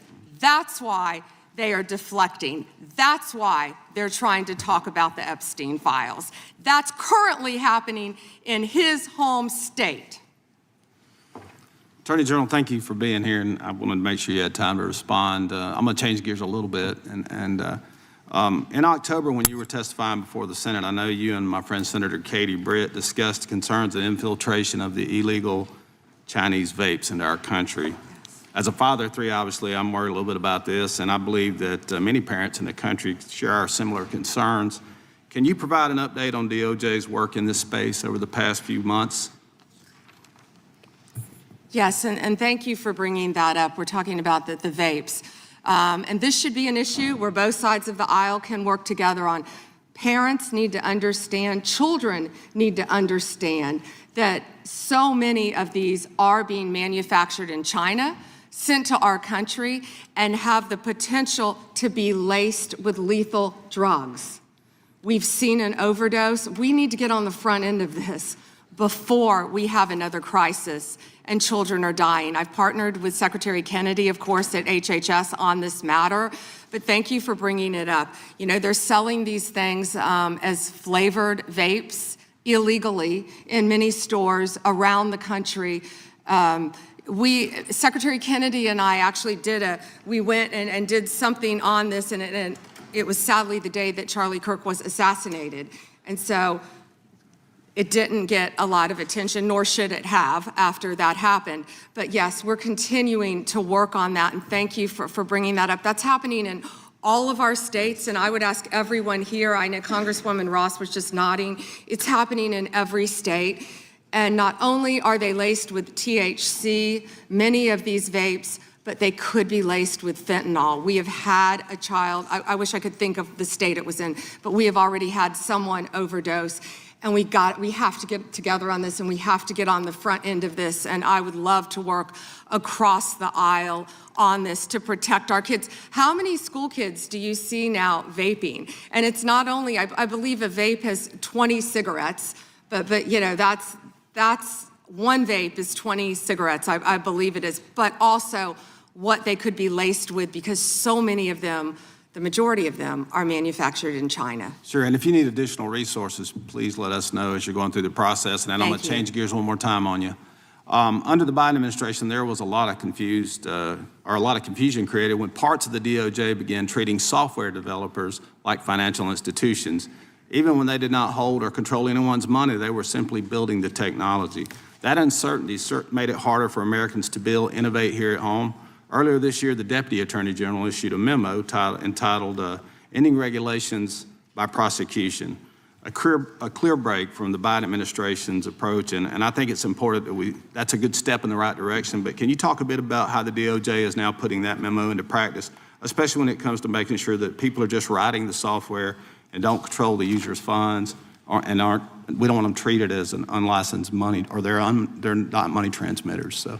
Yes, and we're doing everything we can to protect the American people on that, and I would refer everyone to Deputy Attorney General Blanche's memo, and we're working as hard as we can on that topic. Because we want to lead the way in the space on that, so we'd appreciate the help. And with that, Mr. Chairman, I'll yield back 10 seconds. Gentleman yields back. We'll recognize the gentleman from Arizona for unanimous consent. Thank you, Mr. Chairman. I have a number of UCs. Gentleman can proceed. Thank you. Bombshell new docs show Trump called police about Epstein in 2006. Without objection. Kamala Harris defends Biden administration decision not to release Epstein files. Without objection. Why weren't they released during the Biden administration? Without objection. House Democrat Stacey Plaskett exchanged texts with Epstein during 2019 congressional hearing. Without objection. New York judge allows Epstein victims' claims against Plaskett to proceed. Without objection. Hakeem Jeffries solicited funding from Epstein in 2013 after financier was convicted child sex offender. Without objection. Jeffrey Epstein was invited to dim fundraising dinner and to get to know Hakeem Jeffries by firm working with Brooklyn's Barack. Without objection. An email from Leslie Groff to Jeffrey Epstein concerning Hakeem Jeffries fundraising. Epstein file says Biden was replaced in 2019, question mark? Without objection. Thank you. The gentleman yields back. The gentleman from California is recognized. Mr. Correa. Thank you, Mr. Chairman, and welcome, Ms. A.G. Bondi. I agree with you. Our top priority should be protecting Americans. In my past life in the California State Legislature, I did a lot of work on solving sex crimes, passing legislation to update our codes. And I found that the biggest challenge to solving sex crimes is reporting them. Victims have to have the guts to stand up to report those sex crimes. But it's not easy. It's the most unreported sex crime there is. Crime there is sex crimes. It's painful, humiliating. A lot of time the victims don't think anything's gonna come out of their reporting these crimes. Then we have adults who as children were molested, boys and girls who will live in silence for the rest of their life. I believe the Epstein files are just one of many sex rings, sex crimes taking place in our society today. I hear 1,200 Epstein victims, some additional victims as young as 9 to 10 years old. The challenge I have today, what bothers me today about this hearing, Madam AG, is what's the message we're sending out there on Main Street? Shouldn't ask a question I don't know an answer to, but I'm gonna ask the victims behind you right now. First, can you please stand up? And then, can you please raise your hand if you think after everything you've heard today, you feel that our AG, the feds, have your back? Do we have your back? Raise your hand if you're confident that we got your back. And that's the issue, Madam AG. We've got to make sure that victims stand up and report the crimes. Otherwise, we're going to be taking a step backwards. Today, AI, cyber, social media, the new realm for people to be hurt, attacked sexually, these are the areas I'd welcome the opportunity to work with you on. It's not your problem, it's not my problem, it's our problem. But to have redacted files that are not showing us the names of these predators is wrong. These are very powerful people. This was a very expensive business, and we don't know who they are. I would imagine they're very prominent Republicans, very Republican Democrats, and we are covering up for them. We got to know what's going on out there, Madam AG. It looks like you want to say something. I'm going to give the opportunity to address my statement. I look forward to working with you on any crimes involving child sex predators, children, and also cyber crimes. That is a tremendous problem now throughout our country. AI, you are correct. AI is causing great problems online we're working on that though. AI is an incredible tool, but it also can be fraught with peril with victims of crime. I've experienced that with someone I know who we've been trying to help. I look forward though to working with you on that and all Madam, cyber crimes. Can I? Please, go ahead. And as I said before, to any victims, we ask them to come forward to our office, and we want to work with them. I have never not worked with a victim, and I believe I've actually spoken to several of the Madam, victims' if I can reclaim my time, I only have a minute. behind me. If I can reclaim my time, I just think we start out by making sure those redactions are unredacted, those Epstein files, to make sure that the public, according to the law, following the law, that those names in those files are made public. We have to make sure we tell those predators there is no place for them to hide, and if they commit the crime, they're going to fry for it. It starts with showing us the names of the perpetrators in the Epstein files. May I respond to that? Sure. Okay. So if any man's name was redacted that should not have been, we will, of course, unredact it. If a victim's name was unredacted, please bring it to us and we will redact it. We were given 30 days to review and redact and unredact millions of pages of documents. Our error rate is very low, The but there victims are are always right going to behind be you. We've errors got to convince on them both sides. that we're doing a And good we're job doing everything of we can to help protecting the them. victims. We will Thank do you, everything Mr. we can. Chair, I'm out of time. Gentleman yields back. The gentleman from California, Mr. Kiley, is recognized. Thank you, Mr. Chair. Good morning, Madam Attorney General. I wanted to return to a point that the chairman raised at the beginning of this hearing, which is these jurisdictions that refuse to honor detainer requests from Immigration and Customs Enforcement, often called sanctuary jurisdictions. Now, I know that you are not involved directly in immigration operations per se, but you do deal with the legal issues surrounding these jurisdictions. So let's say we have someone who's here illegally, who has committed a crime that, like the thousands of people you mentioned in California, murderers, sexual predators, drug traffickers. If that individual is in detention in a jurisdiction that has a sanctuary policy where they do not honor ICE detainers versus in any other jurisdiction where they do, how does the nature of apprehending that person, how does the nature of ICE's involvement in that operation differ in those two circumstances? Well, I believe you've seen that in Minnesota, where people were not cooperating with us. I believe there a lot of local law enforcement did want to cooperate, but we are doing everything in our power to arrest and deport illegal criminal aliens, and that is not going to stop under Donald Trump's administration. You know, why sanctuary cities are so dangerous, what we've seen in Minneapolis. Where do all the criminals go? The gangs, TDA, MS-13. Where are they going to go? They're going to go to a sanctuary jurisdiction because they believe they're protected, and that's not fair to the citizens of those cities. Yeah, and this is a point that there at least used to be a lot of consensus on. The idea that, you know, it's better to do a handoff to the immigration authorities in a custodial setting rather than releasing them where they have to be apprehended in the community. This is Alejandro Mayorkas, when he was before this committee, not exactly a paragon of border security, but he said, "I do not consider it in the service of public safety to release an individual into the community when that individual can be released to Immigration and Customs Enforcement for prompt removal." Now, his words are one thing, his actions are another. But when you have jurisdictions across the country, including my state of California, doing systematically precisely the thing that even Alejandro Mayorkas said threatens public safety, I mean, what does that say to you? It's a danger to the citizens of your community, and thank you for fighting to protect them. Absolutely. And you know, we're having this conversation right now in relation to Homeland Security funding. And I believe there are some common sense reforms that have been proposed that folks on both sides would agree make sense. But those reforms have to go hand in hand with reforming this reckless practice of refusing to cooperate, refusing to honor detainers, and declaring oneself to be a sanctuary. So I'm hoping that we can find bipartisan support for what has long been a bipartisan principle.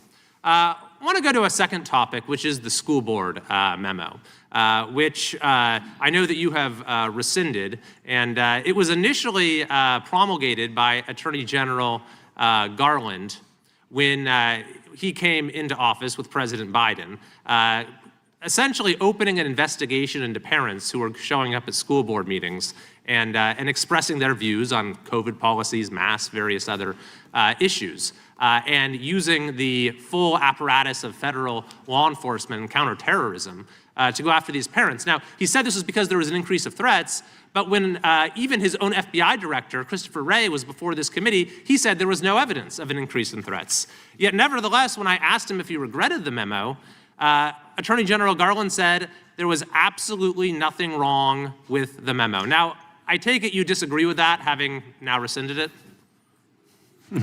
Absolutely. That was one of the main focuses of President Trump and this administration. We will protect parents at school boards. We will protect children in schools. We will protect parents' rights for their children's education in our school system in this country. We will protect Christians. We will protect everyone who wants to freely protest. If Christians want to protest in front of an abortion clinic without being arrested, they will do so. Thank you very much. And finally, I thank you for your efforts to step up the detection and rooting out of fraud. My home state is California. Any idea if there might be any fraud going on in California? Well, we are establishing, as you have heard, a fraud unit, and I'm sorry you're having to deal with that in your state, but the cavalry's coming. And we have Colin McDonald, who is hopefully will be confirmed soon. We're working on Minneapolis. I don't know if you were sitting here when I said that, but California was right up there. I'm sorry to say for both sides of the aisle that California is right up there with fraud. It's out of control, but we are coming to your rescue. Donald Trump is coming to the rescue. Well, thank you very much. And unfortunately, I think you'll find that what's happening in California pales in comparison to what's been going on in Minnesota. Thank you. I yield back. Gentleman yields back. The gentleman from Maryland is recognized. Actually, I think the gentlelady from Pennsylvania. Gentleman from Pennsylvania is recognized. Thank you, Mr. Chairman. Ms. Bondi, I'm here. On September 25th, President Trump signed a memorandum known as NSPM 7, purporting to address domestic terrorism. But Americans across the political spectrum were immediately alarmed by the memo's blurring of the line between unlawful conduct and constitutionally protected speech and activity, as well as its call to investigate, prosecute, and dismantle groups that the president and Stephen Miller described without evidence as, quote, an organized campaign of radical left terrorism. Now, counterterrorism experts were further alarmed by the administration's singular focus on left-wing extremism, combined with the sudden deletion from the DOJ website of decades of research and law enforcement analysis, which had concluded that right-wing extremism poses the greatest terrorism threat to Americans. The president's memo broadly and vaguely links violent conduct to ideologies, and it targeted specifically anti-American, anti-Christian, and anti-capitalist beliefs, as well as, quote, hostility to so-called traditional American views on family, religion, and morality, end quote. President Trump has repeatedly and openly, however falsely, tried to brand his political opponents with these sentiments listed in his memo. But as you know, as a lawyer, holding beliefs that the White House disagrees with is not a crime. And the statute defining domestic terrorism requires criminal acts, not just thoughts and ideas. That's why legal experts, nonprofit leaders, religious freedom and civil rights advocates immediately raised the alarm that the new presidential directive was a politically motivated attack on civil society designed to silence those who disagree with the administration. So, Ms. Bondi, Section 3 of that memo directed you, as Attorney General, to submit to the President and Stephen Miller a list of groups or entities whose members are engaged in acts that meet the definition of domestic terrorism. And then on December 4th, you directed the FBI to work with a variety of law enforcement entities to compile a list of groups and entities engaged in such acts by January 3rd, 2026, and to update that report every 30 days thereafter. So can we assume that you or persons under your direction at the Department of Justice have prepared that list of groups or entities who are designated as domestic terrorist organizations? And I just remind you that's a yes or no question. Did you prepare the list? I'm not going to answer it yes or no, but what I will say is I know Antifa is part of that. I will talk to you about that. I'm reclaiming my time. I asked you whether you an prepared Antifa member a was list. arrested in Minneapolis I'm federal reclaiming court for my cyber time. stalking. Did you they have ask a question list? and don't want an answer. The answer is yes or no. Time belongs to the gentlelady from Pennsylvania. Gentlelady can proceed. Okay. So will you commit to providing this committee with any list of organizations that you have recommended be designated as domestic terrorist organizations? We will comply with the law in all matters. Will you commit to provide this committee with your list of entities that you recommend be designated as domestic terrorist organizations?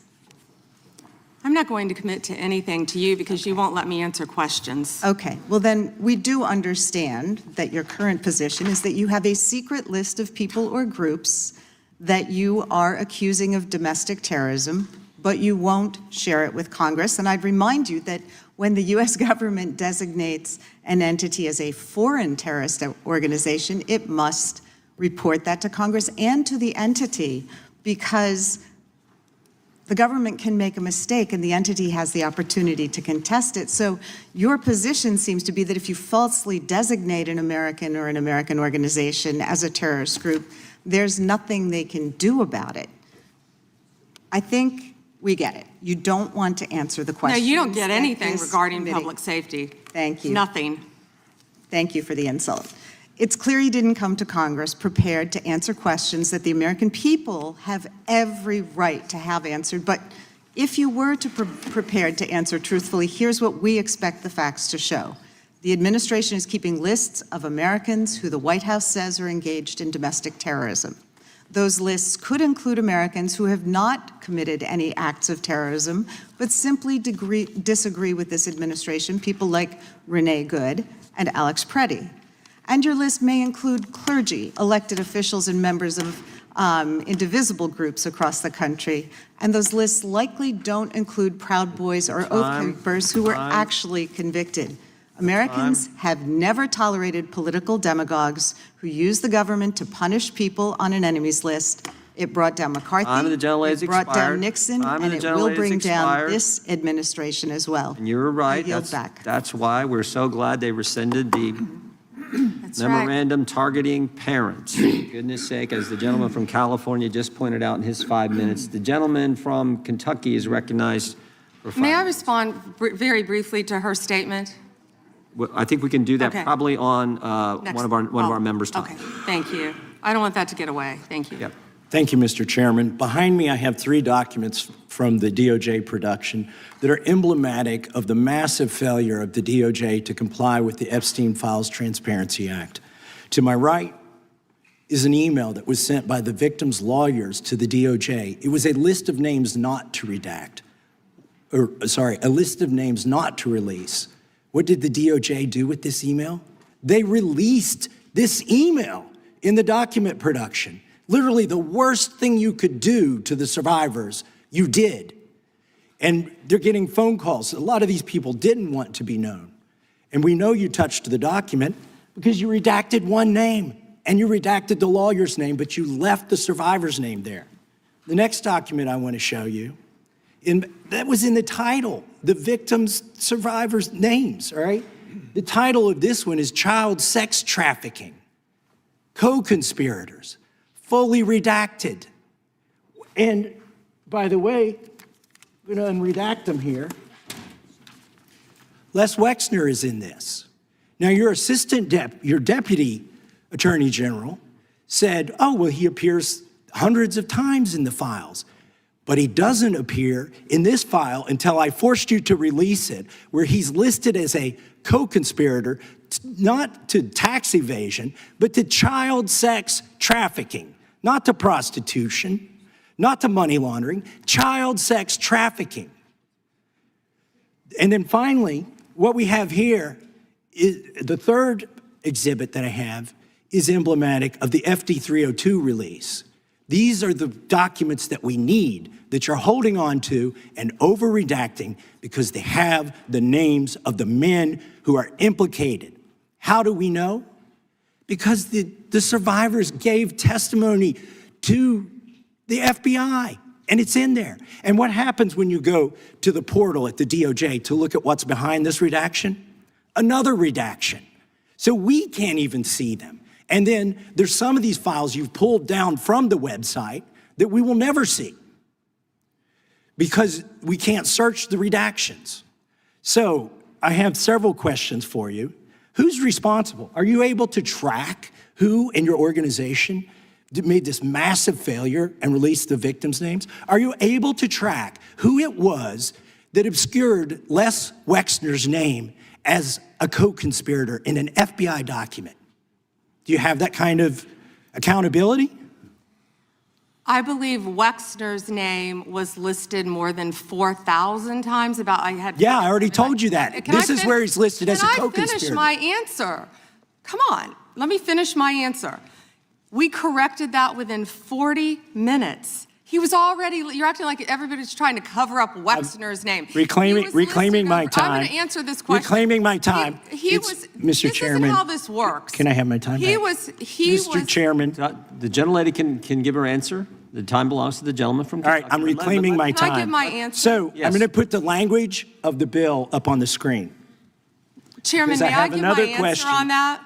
Here's a political joke, and I need to give my answer on that. We'll let the Attorney General respond, and then the gentleman can move to his next question. It's my time. Within 40 minutes, you asked me a question. Within 40 minutes, Wexner's name was added back. Within 40 minutes of me catching you red-handed. There was one redaction out of over 4,700, and we invited you in. This guy has Trump derangement syndrome. He needs to get, you're a failed politician. You need to get on to watch the matter. Mr. Chairman, please restore his time and remind the witness of the rules here. There is no credible information. None. If there were, I would bring the case yesterday that he trafficked to other individuals. Is that your position as well? My position is any victim who comes forward, of course, we would love to hear from them. 1-800-CALL-FBI. Did you ask Merrick Garland that the last 4 years? Did you talk about Epstein? I am reclaiming my time. I'm glad you're asking about Merrick Garland. You don't get to reclaim time because this is bigger than Watergate. When I don't answer a question the way you want. This goes over 4 administrations. You don't have to go back to Biden. Let's go back to Obama. Let's go back to George Bush. This cover-up spans decades, and you are responsible for this portion of it. And that's now, where the I want to know at what point did the FBI and the DOJ decide that Lex Wexner was not a co-conspirator? Because our Epstein Files Transparency Act requires you, please put it back on the screen, please, to release the internal decision about whether to prosecute him or not, and it's not in the files, and it's not in the files for any of these other men. Time of the gentleman has expired. May she answer? And he's a hypocrite because he voted against the ban that we were talking about on deep fake AI porn. Only 2 people voted against it, and you were one of them, hypocrite. The gentleman's time has expired. She didn't answer the question. Mr. Yeah, Chairman. I would, point of Mr. order. Chairman, could she answer the question? Chairman, I was wondering, The gentlelady's allowed, the Attorney General's allowed to respond the way she wants to respond to any member's questions, Republican, Democrat. All right, I have unanimous consent request. Gentleman's recognized for a UC. All right, this is an example. I'm submitting these 302 forms that are entirely redacted, even when you go to look at them. Without objection. I'm submitting a witness statement that implicates Les Wexner. Without objection. I'm submitting an article from the New York Times that the DOJ released nude photos and Without objection. identifiable pictures of the victims. I'm submitting a letter from A.G. Bondi to Kash Patel, imploring him to quit keeping the files when you found out that they were keeping files from you, because they're still redacting files that you... Chairman, are we going to recess for votes? Yes, we are. I'm submitting for unanimous consent a document of 17 individuals who've resigned because of the Epstein files. Without objection.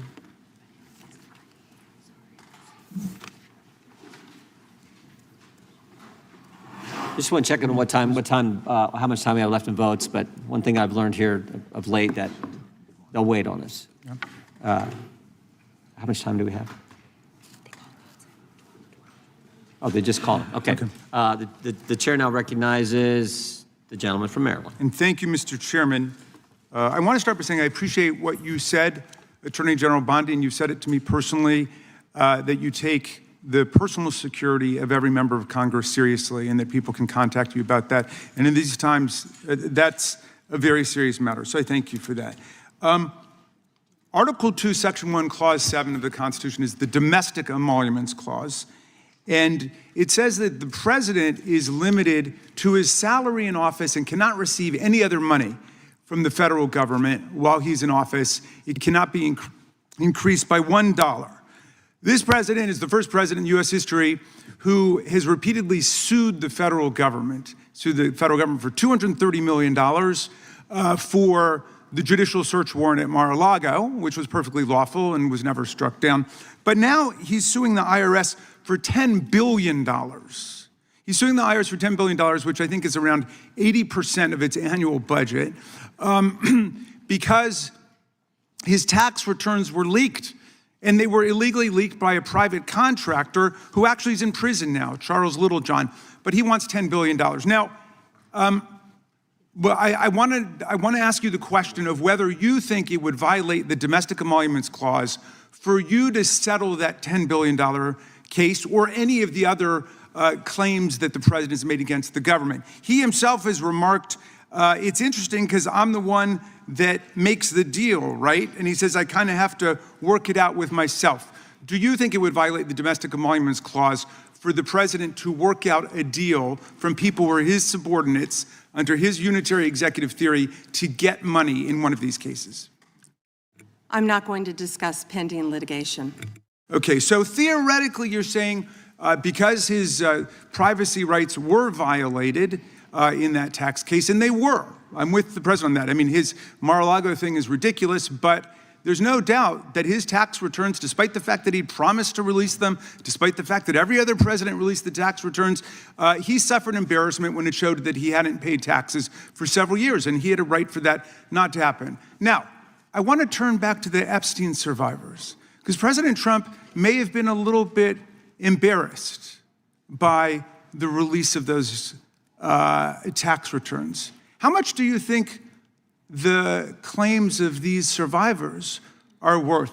As the good congressman from Kentucky just pointed out, there were lots of survivors who had decided, for reasons of their own, never to release their names. That determination was represented to people in Congress, and we built it into our federal law that their names could not be released, and yet you published their names, their phone numbers, their addresses, personally identifying information. If Donald Trump can get $10 billion theoretically from the Department of Justice, how much should these people get for a far worse violation of their privacy rights and a far greater danger established to them in their lives? Do you even know who Chase Mulligan is? You're so obsessed with, you Okay, don't, do you? I'm going to teach you just the made a rules again. face. You're the Attorney General of the United States. We have rules here. You're obsessed with him. You're the Attorney General of the United States. You're And the rules, obsessed with Donald Trump. You have Trump derangement syndrome. Mr. Chairman, Chase I'd like my time Mulligan will be restored. I'd like my sentenced time next week restored. in your district. In your district, and Stop you the don't clock. even know about it, about keeping children Time belongs safe to from the online gentleman. predators. Time belongs to the gentleman from Maryland. Gentleman can proceed. Yeah, and I want the whole country to look at this. Because this is the Attorney General of the United States whose job is law enforcement. We've never had a witness who has misunderstood our rules and been unable to conform his or her conduct to our rules before. We have only 5 minutes, and so we use our time to ask you specific questions. How long are you giving me to Excuse me, I'm not yielding to you right now. I'd like that second restored too. So, Ms. Bondi, the way it works is we ask you a question and you answer it, and if you go off on a wild goose chase, another tangent, you start reading statistics, or you start talking about stuff going on in our district, and by the way, I invite you to my district. Come to my district, but that's not what we're here to do today, okay? So, and you do that, then we're allowed to say we reclaim our time. At that point, you have to be quiet. You have no choice. You have to be quiet. So I hope you understand the rule at this point. Now, here's what I want to ask you. You're in law enforcement. We've seen all kinds of evidence of crimes. And when we go over to the Department of Justice for the 4 computers for every member of Congress, we see more evidence of crimes. Will you create a joint task force of the Department of Justice and governors and state attorney generals and district attorneys across the country to investigate the crimes that have taken place against these victims and more than 1,000 like them? The DOJ is not doing its job. Will you create a task force with state and local law enforcement to make that happen? Gentlelady can respond if she wants to. Thank you, Chairman. He called Chase Mulligan a wild goose chase and didn't even know who he was. He is a defendant in your own district who preyed on girls. Mr. Chairman. Well, you know what? If he were part of the Epstein investigation, you wouldn't do anything about it. Online chat rooms and committed sextortion.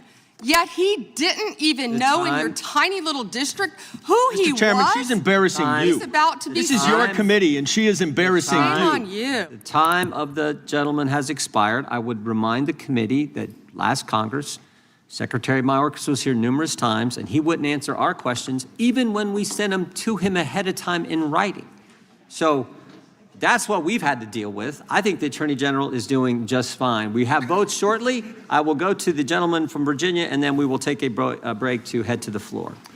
I thank the Chairman, Attorney General Bondi. Thank you for being here. And I wanted to thank you for your work at DOJ in restoring the rule of law, encouraging transparency surrounding Jack Smith's partisan investigations into President Trump, declassifying information about the Russia collusion hoax, cracking down on sanctuary jurisdictions, and establishing the National Fraud Enforcement Division.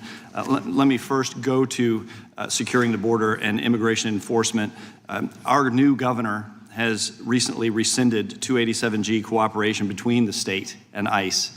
Can you talk about, have you evaluated the public safety impact, how that would affect safety in Virginia to withdraw that support and what that would do to criminal activity involving illegal immigrants in Virginia? Yes, it would be detrimental. And as you know, Congressman, one of the top members of MS-13 in the entire country was living in Virginia, in a suburb, among all of us, living not even probably half an hour away from where we are now. And the cooperation previously with the governor, with the members of the state of Virginia, helped catch him and take him off our streets. An illegal MS-13, one of the heads for the entire country, was living in Virginia, and it's a shame that that's happening now, and thank you for talking about it, because we're going to keep America safe, and when people feel like they can flee to these cities and states and be safe, they can't. because Donald Trump is going to protect Americans. We're going to protect the citizens there, whether or not the governors, the mayors are going to do it or not. But President Trump is. We're going to keep Americans safe from violent gang members like he's been doing this last year. We appreciate that. We appreciate your work to make that happen in Virginia and keep Virginia safe. I want to move on to the Fraud Enforcement Division that you've established. My understanding is that this initiative is intended to centralize, coordinate enforcement of fraud laws related to government programs. You've talked about Minnesota, you've talked about California. Would this affect Virginia as well? Because we have fraud in Virginia as well. Absolutely, and we look forward to working with you. Would this affect things like long-term care accountability, senior living facilities engaged in Medicaid fraud, including systemic overbilling practices and the misappropriation of taxpayer-funded benefits? That is exactly what it's set up to help. Okay. I know that whether it was related to fraud specifically or another subject, that under the Biden administration, there was a sitting member of the Virginia General Assembly under investigation. Is that investigation still ongoing? Can you speak to that? I can't discuss that. Okay. I'm going to move on to the Second Amendment rights of law-abiding Americans. Last year, President Trump signed the One Big Beautiful Bill into law, which included the Hearing Protection Act, part of it that was sponsored by myself and Congressman Clyde. It reduced the national firearms tax, $200 tax on suppressors and short-barreled firearms to zero. And while the tax has been eliminated, the NFA's registration and paperwork requirements remain in effect. And your DOJ has said that would, even though the tax was reduced to zero, that the registration requirement is still somehow necessary, even though with regard to Obamacare and the Affordable Care Act, when that mandate was, when that tax penalty was reduced to zero, you decided that the mandate was no longer necessary. How are you justifying the existence of this registry? Congressman, that's pending litigation right now. It is, and I would hope Yes, you would and I can't reconsider. discuss it. You would reconsider that. I yield back. The gentleman yield? The gentleman I yield to the chairman. I think that Attorney General Bondi, why did Jack Smith have to pay some secret source $20,000 of taxpayer money? Do you know the answer to that? I can't discuss anything on that matter, but that's a good question, Chairman Jordan. Well said. It's a good question because he subpoenaed just about every Republican in this town, got half the Congress's phone numbers if you were a Republican. But he has to pay some secret source a bunch of taxpayer money. We'd like to know, the committee would like to know how many other sources he paid. Was it more than $20,000? Why he had to do those things? We'd like to know when you can, if you could get that information to the committee. I think when you think about the guy who was trying to put the President of the United States in prison, ridiculous as that whole thing was, we'd kind of like to know the answer to that if you could. And with that, we're going to stand in recess. We will go as quickly as we can and vote. We have 2 quick votes on the floor, and we will be back. There is actually some lunch if you all need it. We have for our members, and since you're back here, you can have some. We normally have plenty. Mr. Chairman. We'll take a recess. Before you gavel out, can I ask for unanimous consent to enter to a record the article entitled Inside Trump's DOJ, dated October 16, 2020? Without objection, we stand in recess.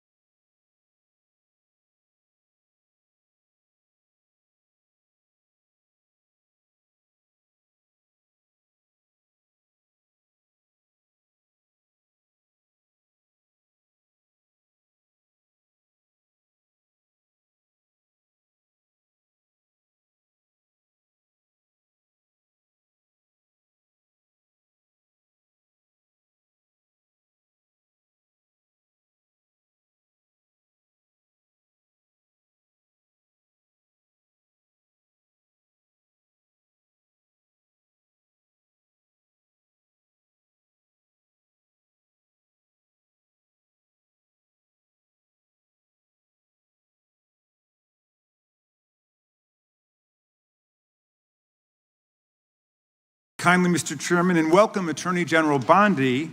You've got the best lawyer's job in America because your mission is justice and your clients are the American people. But to promote justice for the people, you've got to listen to the victims, like the women seated behind you today. Those are just some of the hundreds of survivors of Jeffrey Epstein's global sex trafficking ring who are demanding that the truth be told and are demanding accountability for the abusers who trafficked and raped them. You still haven't met with these survivors. So with their permission, let me introduce to you the survivors and late survivors' family members who are present today. There's Teresa Helm, there's Jess Michaels, Laura Bloom McGee, Danny Bensky, Liz Stein, Marina Lacerda, Sky and Amanda Roberts, who are the family of the late Virginia Giuffre, Charlene Richard, and Lisa Phillips. Now, you're not showing a lot of interest in the victims, Madam Attorney General, whether it's Epstein's human trafficking ring or the homicidal governmental violence against citizens in Minneapolis. As Attorney General, you're siding with the perpetrators and you're ignoring the victims. That will be your legacy unless you act quickly to change course. You're running a massive Epstein cover-up right out of the Department of Justice. You've been ordered by subpoena and by Congress to turn over 6 million documents, photographs, and videos in the Epstein files, but you've turned over only 3 million. You say you're not turning over the other 3 million because they're somehow duplicative, but we know that there are actual memos of victim statements in there, and you also took down the Department of Justice's prosecution memo from 2019. So it's clearly not all duplicative, but even if it were, why not release it? Just release all the duplicative stuff. In the half you did produce, you redacted the names of abusers, enablers, accomplices, and co-conspirators, apparently to spare them embarrassment and disgrace, which is the exact opposite of what the law ordered you to do. Even worse, you shockingly failed to redact many of the victims' names, which is what you were ordered to do by Congress. Some of the victims had come forward publicly, but many had not. Many had kept their torment private, even from family and friends, but you published their names, their identities, their images on thousands of pages for the world to see.